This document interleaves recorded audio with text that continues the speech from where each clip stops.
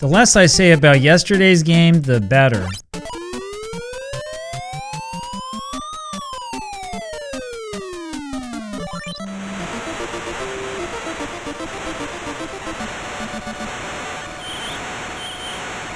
We hung in there for a little while, but the final score was pretty ugly.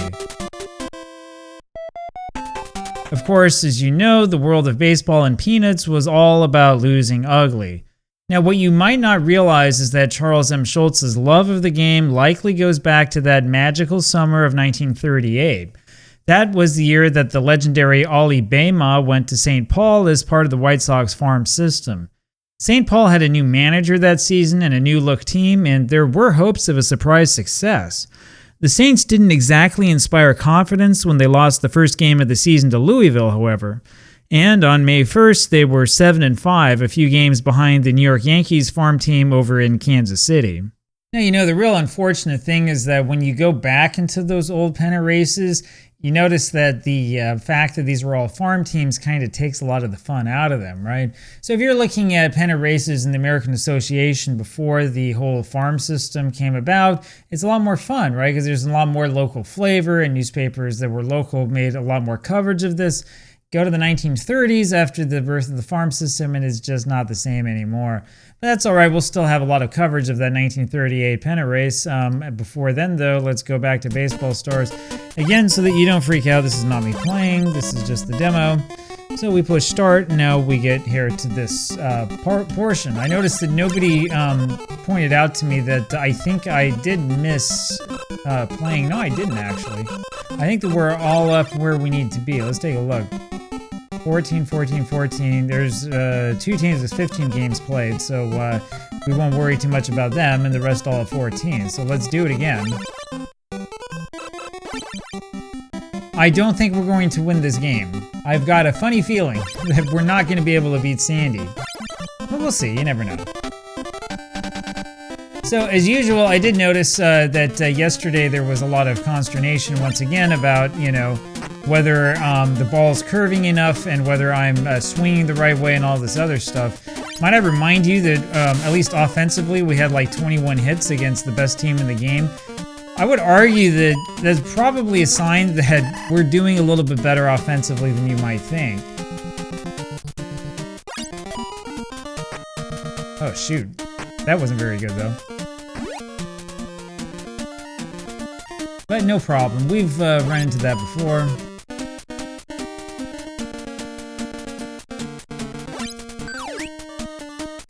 I don't think he's got a good enough drop, but we'll try it. Now he doesn't.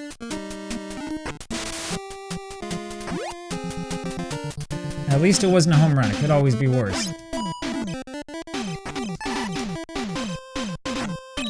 So, that's much better than expected, and, you know, we'll see what happens. But, you know, just so you know, there's, like, no pressure on us. I mean, chances of us actually being able to win this game are pretty slim.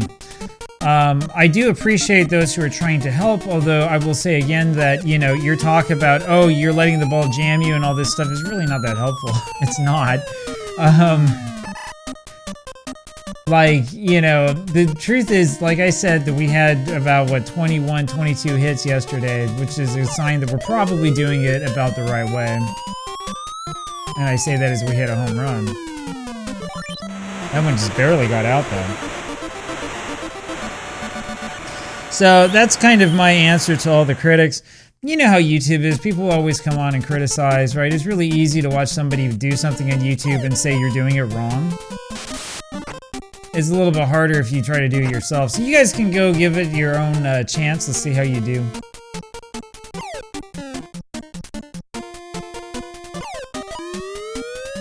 Now, speaking of critics, as this one's gone, we can probably talk a little bit more about the political realities. That is kind of a very dangerous thing to talk about. A couple of people noted that they thought it was remarkable that I even decided to go there. I don't want to talk a lot about necessarily partisan politics, though. I want to talk a little bit more about sort of like the general trends and the things that we're seeing happen. Somebody was talking about, you know, maybe the Democrats are trying to lose the upcoming midterms, and that's why they're doing sort of the things that they're doing and all this stuff. And My response to a lot of that is that, you know, your personal political convictions are probably going to color the way that you're seeing what's happening. So I've always favored sort of a more, you know, scientific approach to this. Back when it was a thing, I used to read 538 pretty frequently, you know, and looked at what people who actually study American elections and politics have to say. And I can tell you that based on that, a lot of the stuff that you'll see online, including, you know, in discussion boards like this, are not really all that pertinent or all that helpful when it comes to good analysis. It's not to say necessarily that, you know, oh, this party's doing it right, that one's doing it wrong, or anything like that. It's a little bit more along the lines of, you know, the actual makeup of the political culture of the United States is probably not exactly what you think it is. So in general, like most political scientists will tell you, at least in theory, that the American system of politics makes it so that it's likely that both parties, since the system's set up for two parties, both parties will sort of meet in the center, and the center is sort of the center of opinion in the electorate in general. And that generally is sort of the way that it works. Let's see what happens here. Oh man, we almost got hit by that. That would have been very, very nice.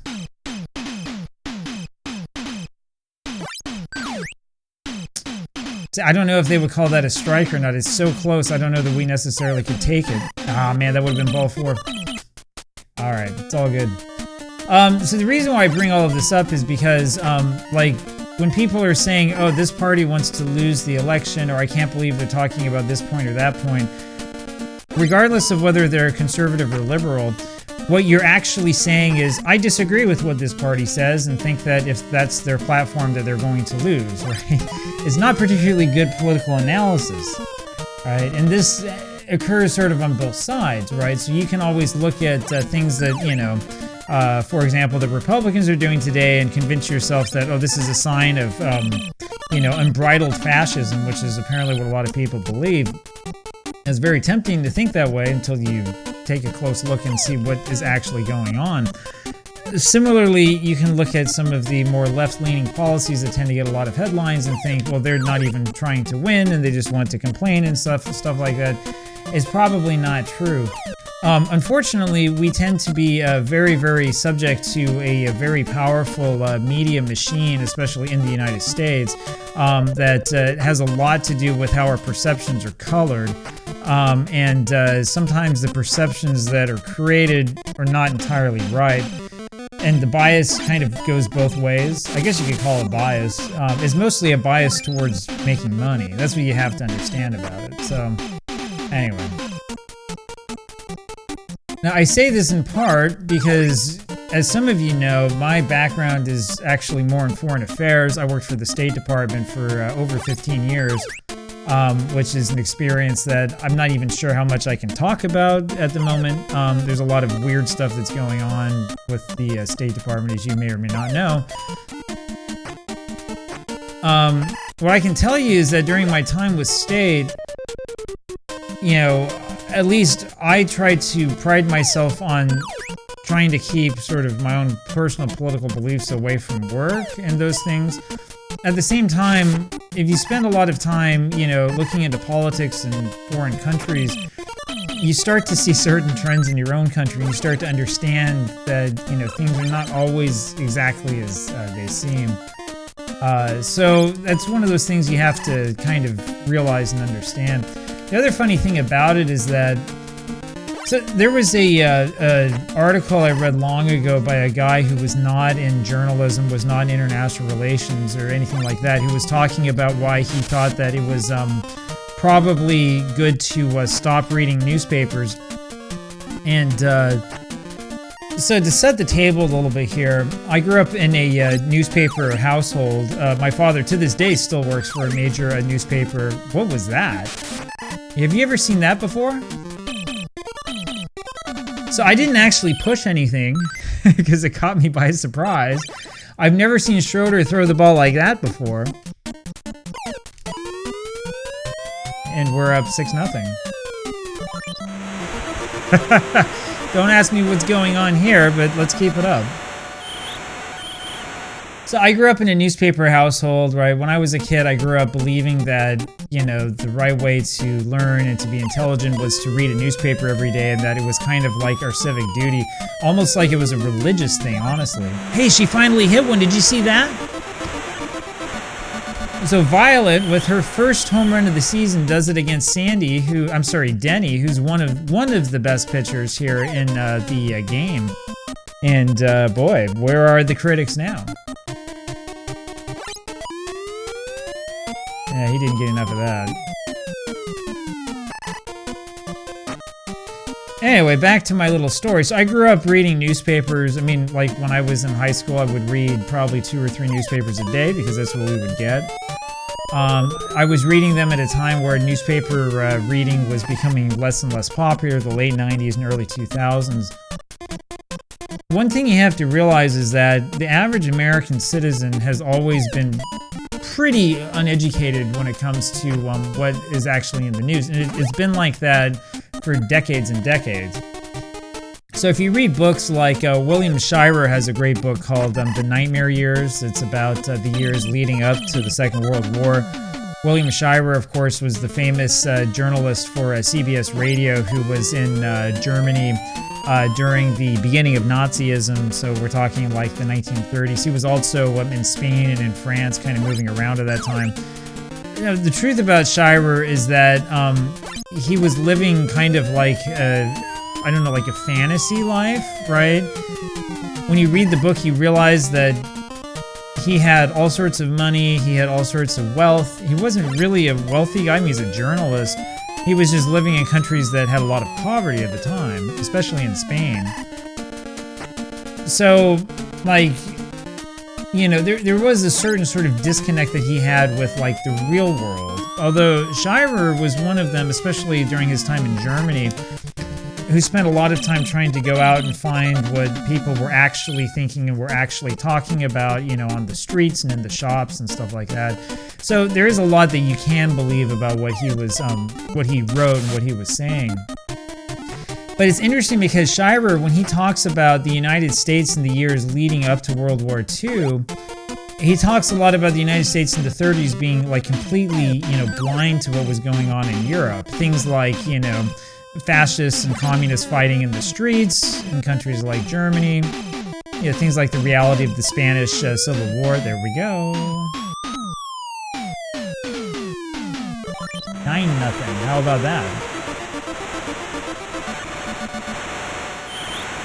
Anyway, so because of things like that, you know, Shirer did have his opinion about the American public and how the American public was kind of keeping itself away from the bad news that was coming from Europe. Now, the truth is that he had also kind of an incentive to want to get people to do that because, you know, he wanted people to pay attention so they would listen to him on the radio. I mean, he had a direct financial incentive for that to happen. Go, baby, go. Go, go, go. Not enough. Sorry, try again. Anyway, when you read the book, though, you'll read all about Shirer talking about how the average American in the 1930s was so consumed with things like, you know, pop culture, the movies, baseball, and stuff like that, that it had absolutely no idea what was going on in the world around it. And the same is kind of true of the average American today. It's actually always been true of the average American. The average person doesn't really have that much interest in what's going on abroad and is only going to care if it actually like really involves them. All right, so there's not really that much of a surprise then that the average person doesn't really read that many newspapers, right? And it's not necessarily a sign that somebody's unintelligent or, you know, like a ridiculous person or something if they don't read a whole bunch of newspapers every day. Now, the interesting thing about that, though, is that it has taken me like 42 years to get to the point where I really understand that. Gives you a little understanding of how things were when I grew up. Well, there goes the shutout. It was never going to be that easy, though. I would argue that I was putting that pitch in on the hands as much as I possibly could. That's a great play by Pigpen. Anyway, the thing you have to realize as well about newspapers, and it's like this everywhere in the world, is that newspapers and the news media largely create their own version of reality. And sometimes the sort of version of reality that we see that we think that we see and we understand in real life is not necessarily fully reflected in those newspapers. I'll give you an example that as soon as I mention this, maybe it'll get this video to take off, I don't know. The example I want to give you has to do with the Epstein files and all of the hype and hoopla around that and all that stuff. So, you know, everybody knows that everybody wants to talk about the Epstein files, and it's, you know, such a political embarrassment, like on this side and on that side. So I'm going to tell you, I worked for quite some time, for several years, for the State Department's old office to counter and monitor trafficking in persons. I guess it was monitor and counter, whichever one it was. The office no longer exists. It was folded into PRM, Population Rights and Migration, I believe it was, with the onset of Doge. Whether that's the right thing to do or not depends on sort of your idealistical perspective of like what the role of government is and should be and things like that. But that's the third out. But the point is that I happen to know a thing or two about like human trafficking and some of like the really bad things that happen in this world and like what actually goes on.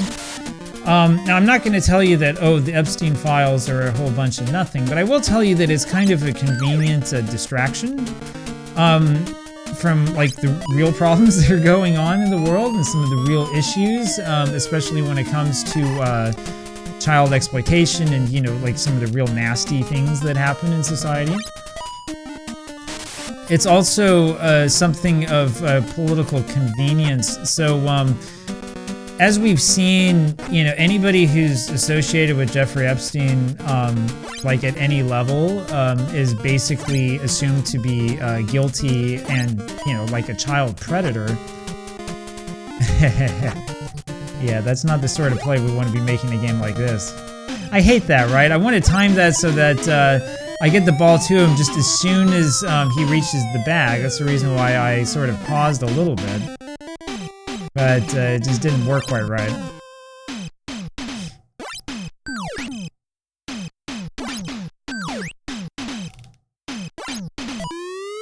Anyway, I mean, the reality is that, you know, the Epstein case and stuff like that is absolutely awful, right? And it's totally horrible.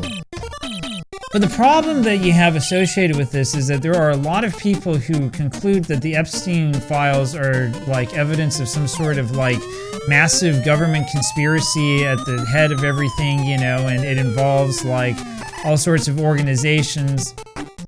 I saw something the other day, I can't remember where it was, where somebody was accusing like the International Justice Mission, for example, of being part of some sort of massive conspiracy to hide like child sex trafficking and stuff like that.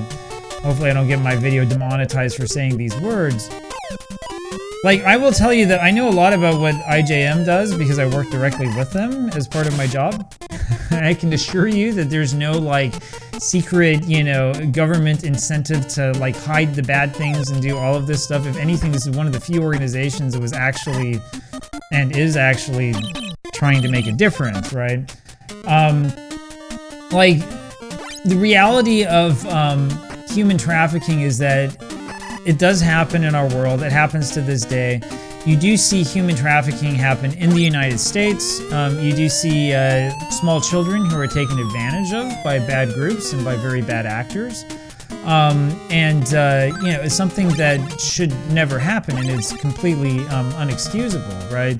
But if there's any sort of like real conspiracy going on, if there's any sort of problem going on, it's likely happening at the local level, right? That's the big issue that we have.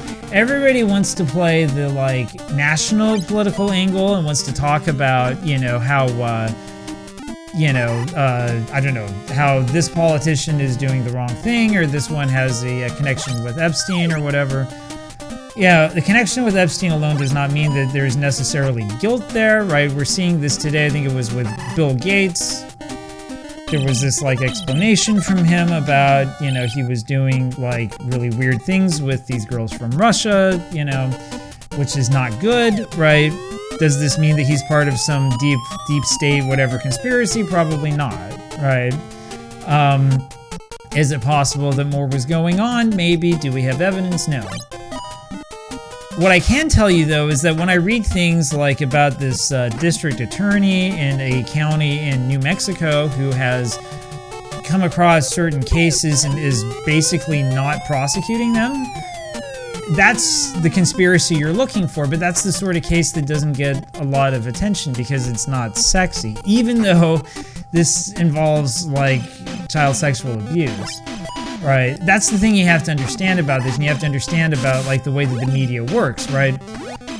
There are certain stories that end up being, like, relevant and actually matter, and if we're not talking about those stories, then the things that happen end up being, like, unimportant, right? And it's an awful thing because there are real people who are hurt, but because the hurt is not involved, like, the president or the Clintons or something like that, nobody really pays much attention to it. It really pains me to take this guy out, but we have to do this in this situation. Anyway, so there's a little bit of my viewpoint on all of that stuff. I'll tell you that there's a lot of really sketchy stuff that happens in the world of anti-trafficking in persons, including a lot of organizations out there that don't do what they claim. And the reason why you see this stuff is because these days, if you say that you're anti-trafficking or you say that you've worked on these issues, the first thing that people are going to assume is that, like, you know, you've been dealing with, you know, victims head on and that you're some sort of saint, right? Which is also not necessarily always going to be the case, right? It's a complex world. So trafficking in persons, like, you run into things like, you know, child sexual abuse material and stuff like that, which is obviously, like, bad. It's obviously something that, I mean, regardless of the country, is going to result, hopefully, in prosecutions and people getting in a lot of trouble, right? But the truth is that there's a lot of human trafficking that doesn't involve stuff like that. There's a lot of, you know, labor trafficking out there that people don't think about very much. That's very much an issue. Right, people being forced to do jobs that, you know, they normally would not want to do, and they're being forced to do them by sometimes, you know, political or economic systems that are designed to exploit them and, you know, make it so that they have no way to get forward. Yeah, we knew this was coming. Alright, so it's taken a couple innings, but they've come back, and now we have no pitchers left. Now, if you come and comment and say, I told you you should have upgraded your pitchers, I'm going to block you, right? I will be very, very blunt about this, right? I've been upgrading these pitchers over and over and over again. Those of you who are saying this are not actually following the series, and so, you know, I don't care if you're here or not, frankly. Alright, here we go. Let's try to win this game.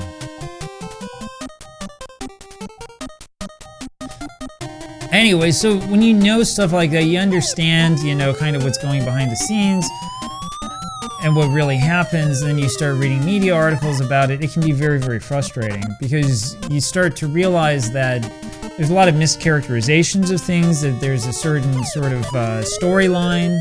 This is very important for us. Is that her third home run of this game? You start realizing that there's a certain, like, storyline that, you know, is being pushed heavily in the media that, you know, we have to pay all of our attention to and all this stuff. Go, baby, go. Get out, get out, get out. Oh, man. Oh, man.